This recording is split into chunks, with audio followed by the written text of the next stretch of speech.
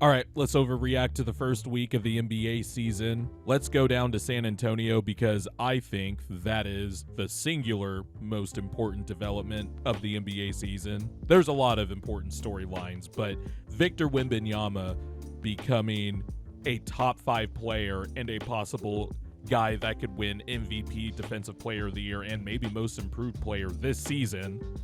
I'm not going to cut back on the hyperbole with Wemby. That is fucking crazy. And it makes the Spurs an automatic, playoff contender and possibly deep run playoff contender.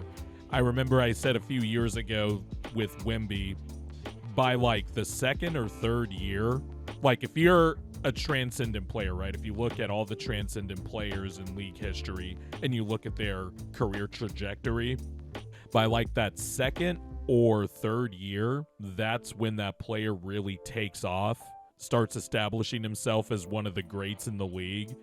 And with Wemby, my God, man. First of all, the Dallas Mavericks season opener on ESPN where the Spurs played the Mavs, Wemby just put on one of the most terrifying games I have ever seen a basketball player play. Just in terms of the physical dimensions and stuff. If we knew this about Wemby, right? But it's clear he's gotten stronger, he's gotten taller, and the physical dimensions and how they alter the geometry of the court, it just reminds me of what I felt as a kid watching Shaq. Now, Shaq was obviously different because he would just put 4 dudes through the rim with his brute strength and just his sheer size. The combination of his size and athleticism was just crazy.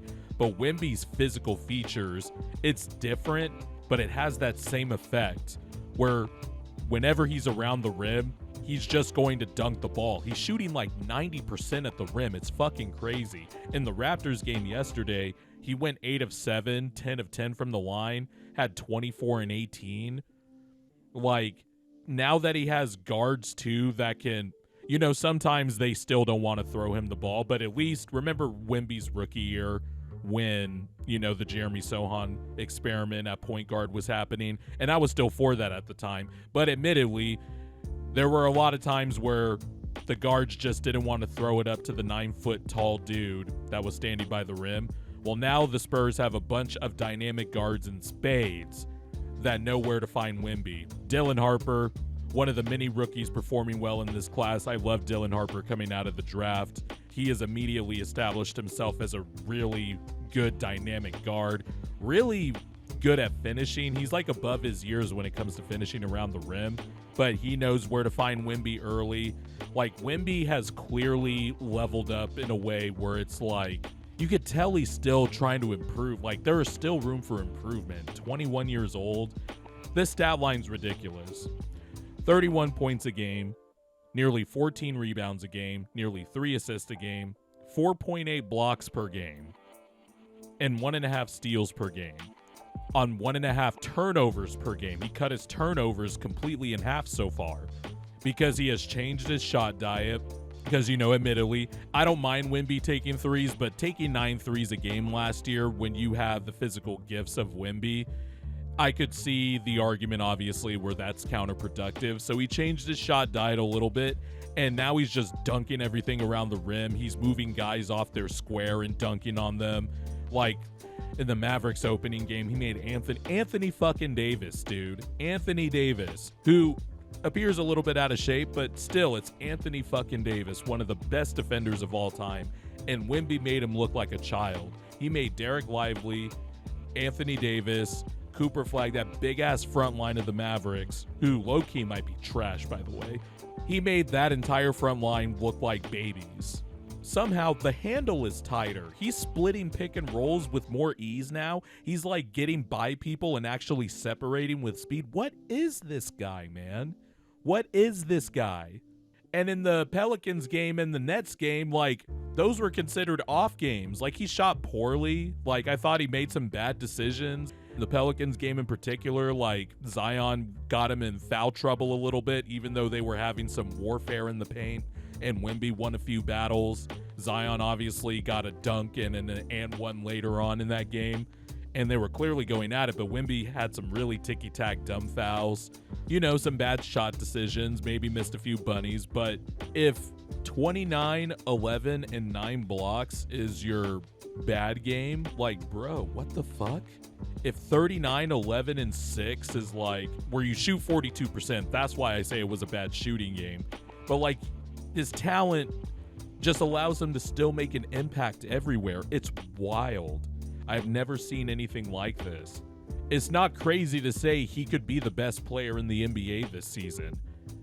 He's clearly the best defensive player in the league. Like, it sounds early and crazy, but like, the guy is averaging 4.8 blocks per game, and that's not even accounting for the fact that no team wants to try shit in the paint. Like the Raptors yesterday, you might as well have put an entire electric fence around the key area.